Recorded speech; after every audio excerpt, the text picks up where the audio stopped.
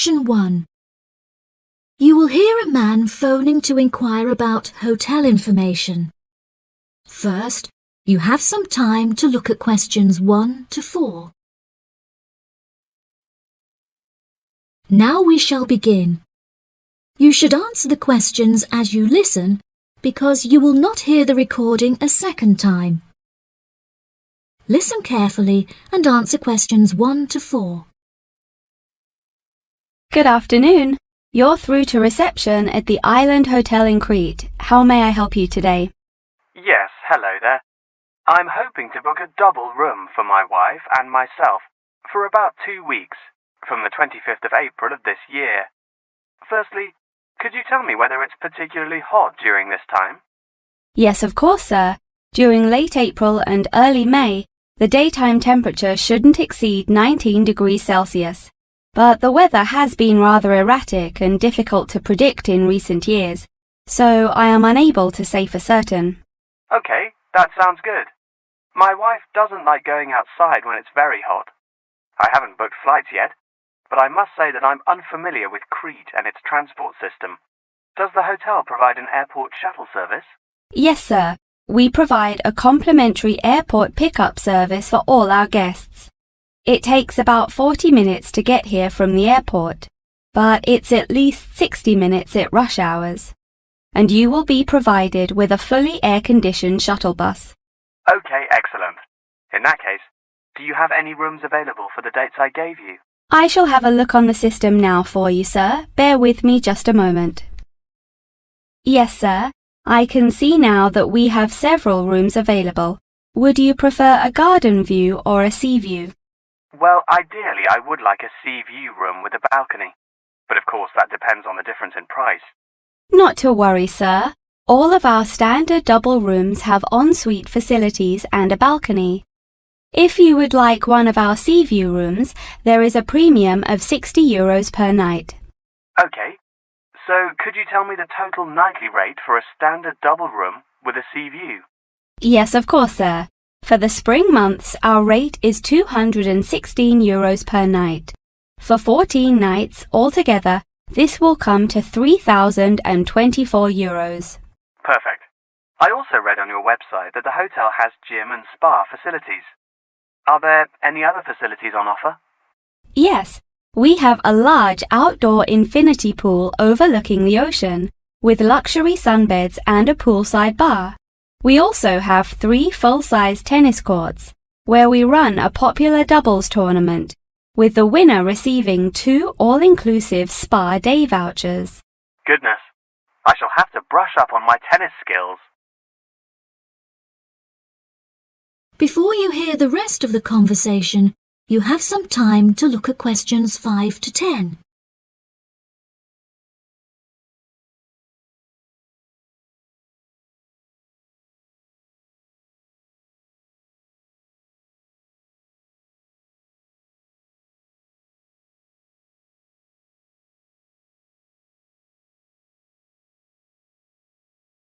Now listen and answer questions 5 to 10.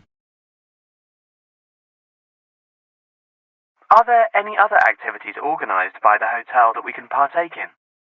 It's just that it's our wedding anniversary on the 30th of June, and I would like to provide my wife with a perfect romantic getaway. I can assure you, sir, that your wife won't be disappointed. Ours is a 5-star resort, which is renowned for its luxury and beauty. In terms of activities, the hotel provides thrice-weekly entertainment.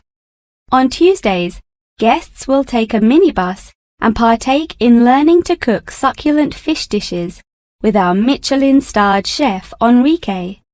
The class will take place in a beautiful valley deep in the Cretan hills, where guests will be treated to an intimate piano performance by our in-house concert pianist Pedro.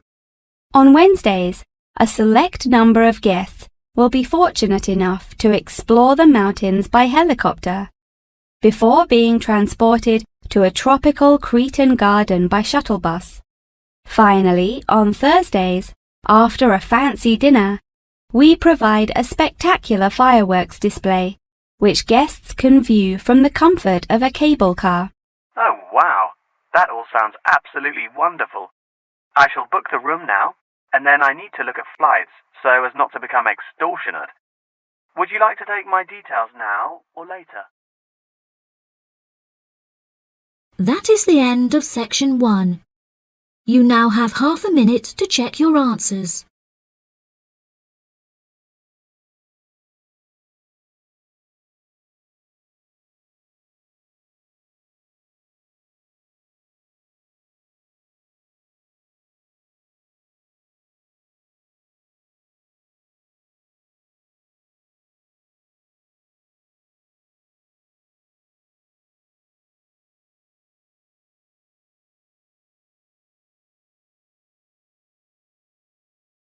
Now turn to section 2.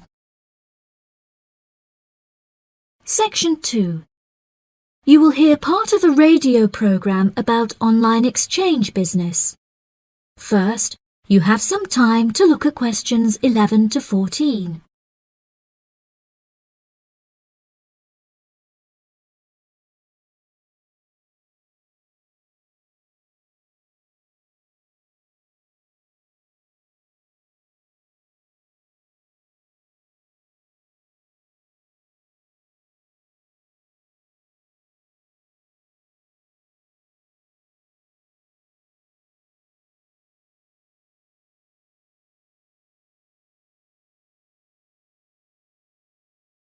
Now listen carefully and answer questions 11 to 14.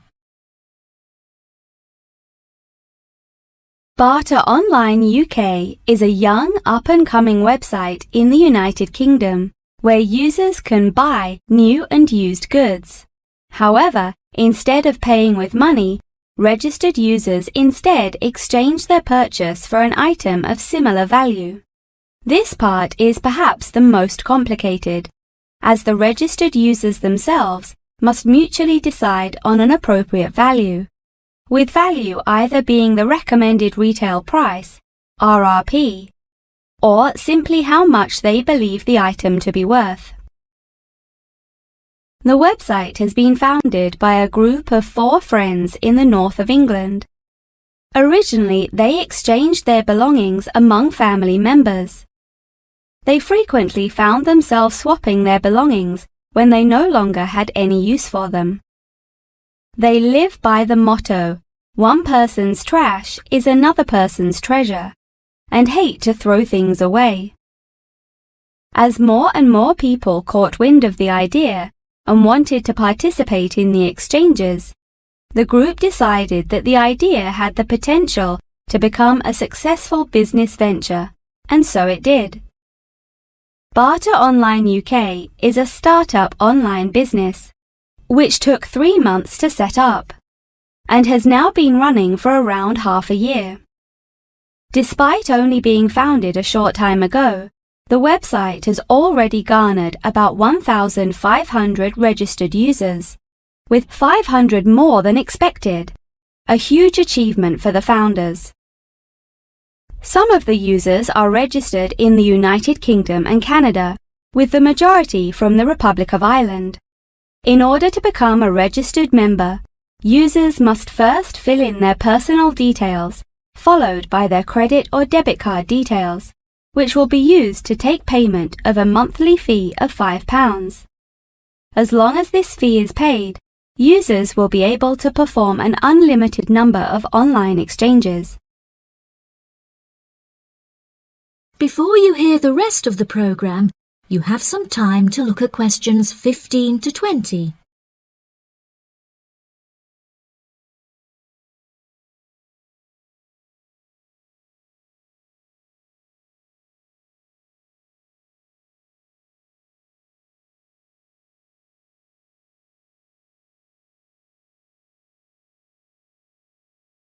Now listen and answer questions 15 to 20.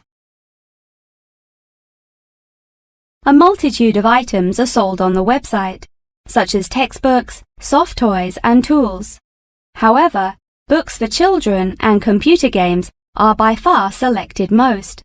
The exchange process itself is not as complicated as it might seem.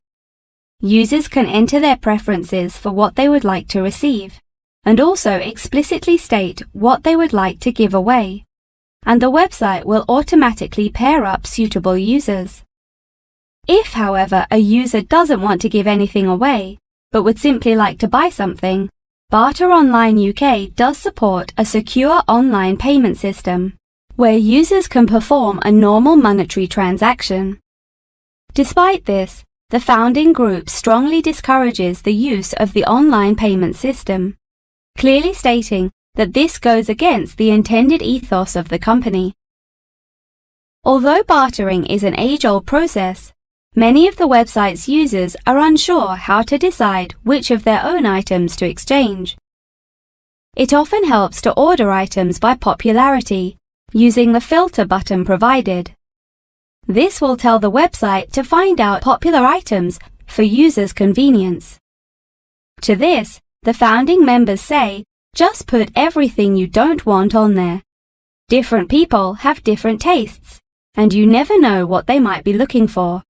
In order to aid registered users in their exchanges and to provide them with assurance, the founders recently added a new feature whereby on completion of an exchange, users will be encouraged to provide each other with feedback. This feedback will include criteria such as the quality of the item as compared with how it was advertised, the ease of communication with the seller, the speed at which the item was delivered, and so on. The friends believe that using this method, users will have a more transparent and trustworthy bartering experience.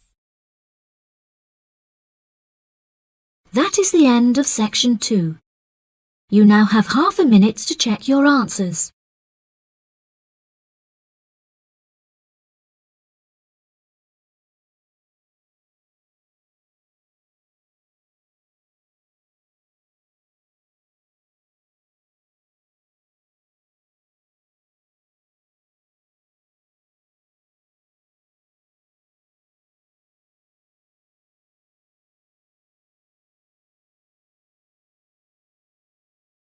Now turn to section 3. Section 3. You will hear Tom and Annie, two students, talking with their professor about the assignment. First, you have some time to look at questions 21 to 26.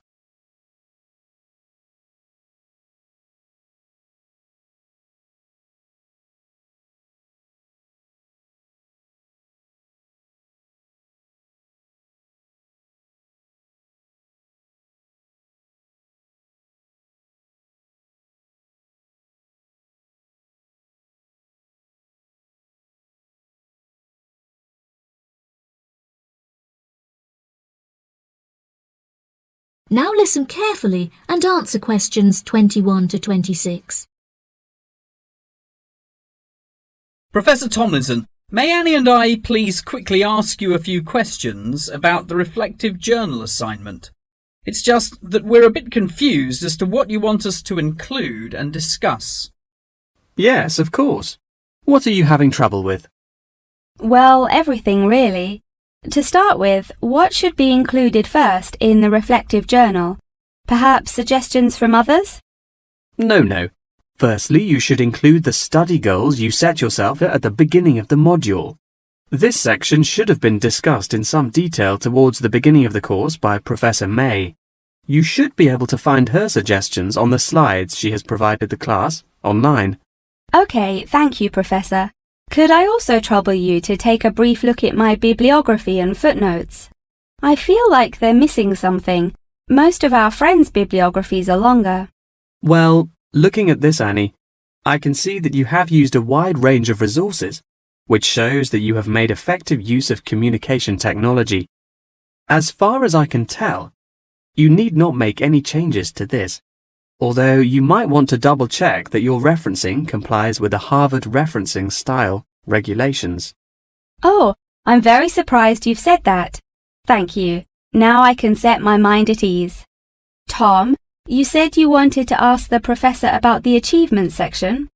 Yes, Professor. In the assignment guidelines, we're asked to introduce and elaborate on our biggest achievement in the past, saying which skills we learned in the process and how these skills can be transferred to various different future careers. The only problem is that I don't know what my greatest achievement actually is. I've only ever worked as a waiter in a hotel restaurant during the summer holidays from university.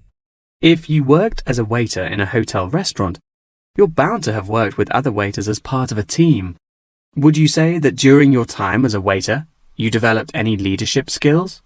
Yes, well, I suppose I was asked to become the team leader of the food and beverage department, but that's hardly an achievement. You might not think so, but if you write that you were offered the position of the team leader, it shows a lot more about your character. For example, that you're charismatic and work well in a high-pressure situation. I never would have thought to write that down. Thank you. I guess I should start listening to others more often. Annie, do you have any more questions, or are you ready to go back to the library? Yeah, I think I've got everything I need. Thank you very much, Professor Tomlinson. That was really helpful. I'm actually starting to look forward to writing this now, and it should be a really useful exercise to prepare us for writing CVs and applying for jobs. It's shocking how bad I am at identifying my strengths and weaknesses. Professor Tomlinson has shown me that I definitely need to start displaying some self-awareness. Yeah, Tom, you really do. You're always so modest. Modesty is great until it comes to applying for jobs. Before you hear the rest of the conversation, you have some time to look at questions 27 to 30.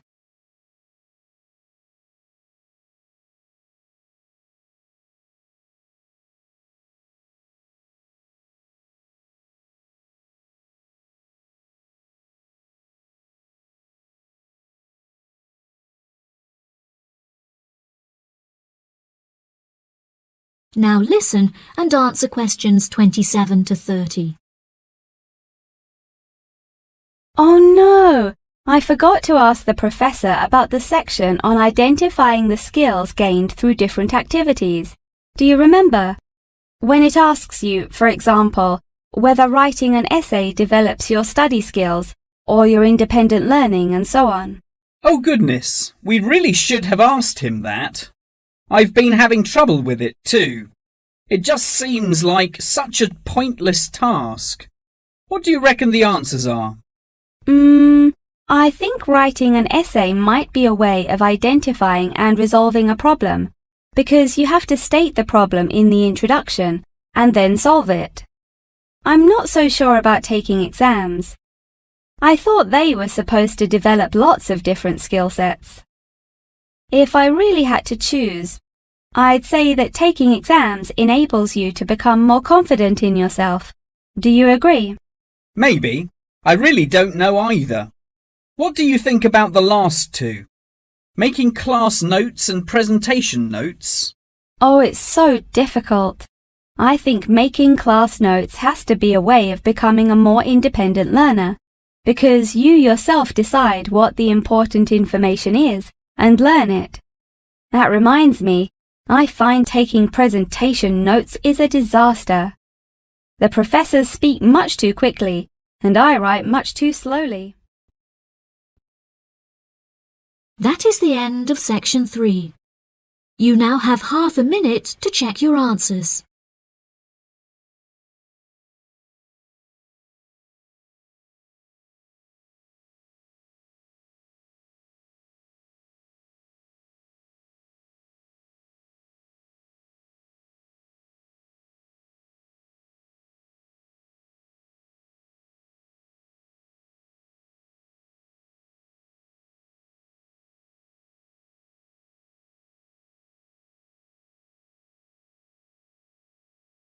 Now turn to section 4.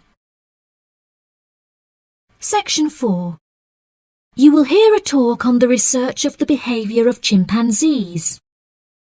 First, you have some time to look at questions 31 to 40.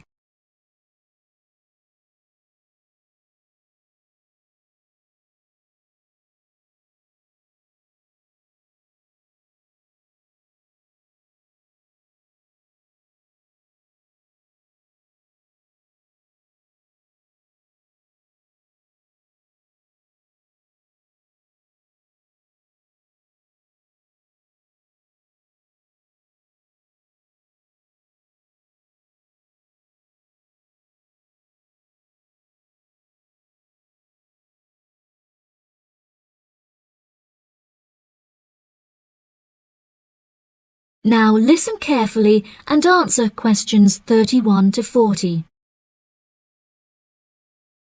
Welcome back to my series of short lectures on apes. Today we will examine recent and historical breakthroughs on the behavior of chimpanzees, otherwise known as chimps. The word chimpanzee is an umbrella term for two different species of apes in the genus Pan, which are the common chimpanzee or Pan troglodytes found in West and Central Africa, and the bonobo or Pan paniscus, which are found in the forests of the Democratic Republic of the Congo. Chimpanzees belong to the hominidae family, together with gorillas, orangutans, and indeed humans. Current research tells us that the chimps broke away from the human branch of the hominidae family approximately 6 million years ago and remain the closest living relative to humans to this day. More modern researchers into chimpanzees have centered on their behavioral characteristics, once all biological and genetic factors have been ruled out. In this way, scientists have unearthed an unfathomable amount of similarities between human and chimpanzee behavior. Although much of this research has taken place through observation of captive chimps, the results are widely seen as an authoritative reflection of chimps living in the wild. Chimps live in large so-called communities comprised of many male and female members, with the social hierarchy determined by an individual chimp's position and influence. Through such research, scientists have found that chimps learn and adapt through observation of others' behavior. Once in power, the alpha male is often seen to alter its body language in order to retain power.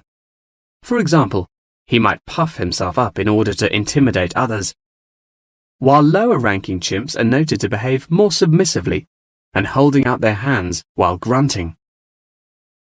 Female chimpanzees also have a distinct social hierarchy, with high social standing inherited by children. It is not unheard of for dominant females within a community to unite and overthrow the alpha male, backing another in his place. James Diamond, in his book The Third Chimpanzee, suggests that chimps should now be reclassified in the genus Homo instead of Pan, and there are many arguments still in favor of this. Male common chimpanzees are, on average, 1.7 meters in height, weighing 70 kilograms, with their female counterparts being somewhat smaller. By comparison, the bonobo is slightly shorter and lighter, but with longer arms and legs. However, both species walk on all fours and climb trees with great ease. Jane Goodall made a groundbreaking discovery in 1960 when she observed the use of tools among chimpanzees, including digging for termites with large sticks. A recent study claimed to reveal that common chimpanzees in Senegal have been using spears sharpened with their teeth to hunt. However, these reports remain unsubstantiated.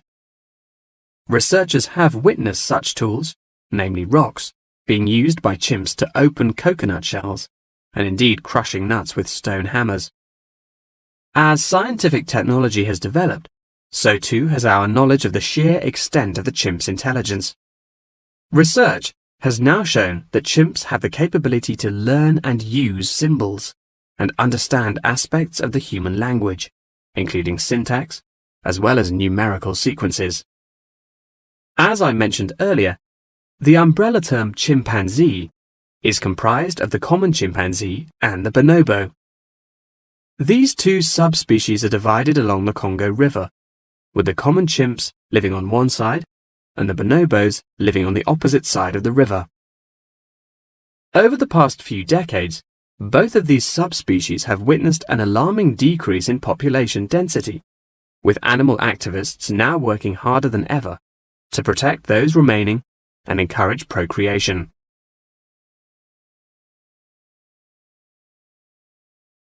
In addition, next week's episode will focus more closely on how chimpanzees in captivity are able to learn things through imitating the behavior of humans, as well as how chimpanzees' behaviors have developed over many generations. Thank you very much for attending this evening's lecture. I hope you found it intellectually stimulating, and I look forward to seeing you again next week. Good night. That is the end of section 4. You now have half a minute to check your answers.